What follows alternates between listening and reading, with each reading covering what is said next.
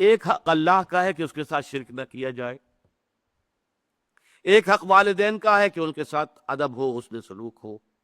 اگر یہ دو حق ٹکرا جائیں تو کیا کریں گے؟ کیا اگر والدین مجبور کریں شرک کرو، اور یہ مسئلہ بڑا پریکٹیکل مسئلہ تھا، یہ تھیوریٹیکل مسئلہ نہیں ہے۔ حضور پر جو نوجوان ایمان لے آئے تھے، والدین ان کے مشرک، اب والدین دباؤ ڈال رہے، تم اپنے آباء و اجداد کے دین کو چھوڑ کر کہاں چلے گئے ہو؟ گمراہ ہو گئے ہو، تم واپس آؤ۔ بعض کا معاملہ آتا ہے کہ ماں اکیلی تھی، باپ فوت ہو چکا تھا، اور ماں نے ہی پالا پوسا تھا سعد ابن ابی وقاص کو، اور ماں نے پھر مرن برت رکھ لیا، نہ کچھ کھاؤں گی نہ پیوں گی، اپنے آپ کو ہلاک کر لوں گی جب تک سعد اپنے باپ کے دین میں واپس نہیں آتا۔ یہ کیا کیا سعد نے؟ اپنے باپ کا دین چھوڑ بیٹھا۔ تو ایک بہت بڑا اشکال، بہت بڑا مسئلہ، بہت بڑا پرابلم لوگوں کے لیے پیدا ہو گئی۔ کیا کر؟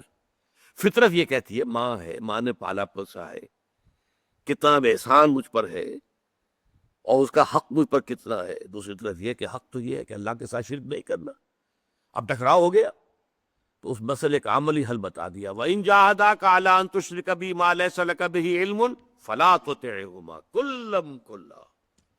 اللہ کا حق فائت ہے والدین کے حق پر، لہذا والدین اگر اللہ کے حق پر دست اندازی کر رہے ہیں، اگر وہاں جو ہے چھاپا مار رہے ہیں، وہاں نقب لگا رہے ہیں، تو ان کی اطاعت نہیں کی جائے گی۔ فَلَا تُطِعْهُمَا، ان دونوں کی اطاعت مت کرو۔ کھلی کھلی بات، یہاں نو منسنگ آف دی ورڈز جس کو ہم کہتے ہیں، کچھ نہیں، صاف حکم، فلا تطعهما۔ لیکن اس کا یہ مطلب بھی نہیں کہ والدین کے جملہ حقوق ساقط ہو گئے، نہیں نہیں، ان کے اس حکم کو تو نہیں ماننا۔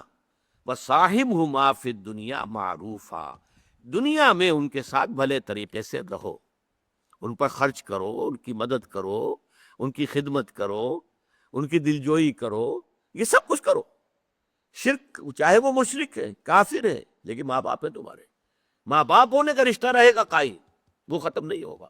یہ ہے اصل میں ایک ریئلسٹک انداز، یہ نہیں کہ بس وہ ہے تو دفع کرو ان کو، جائیں وہ مرے گپے جان جائے چل جائے، تمہارے اوپر کوئی حق نہیں ہے، نہیں، تم پر ان کے حقوق قائم ہیں۔ صاحبہما فی الدنیا معروفا، جو بھلا انداز ہے، جس کو سب کہیں کہ ہاں یہ اچھا انداز ہے، جو انسان کا جو کلیکٹیو کانشنس ہے وہ اس کو تسلیم کرے کہ ہاں یہ اچھا انداز ہے، والدین کے ساتھ وہ انداز تمہیں لازماً اختیار کرنا ہے۔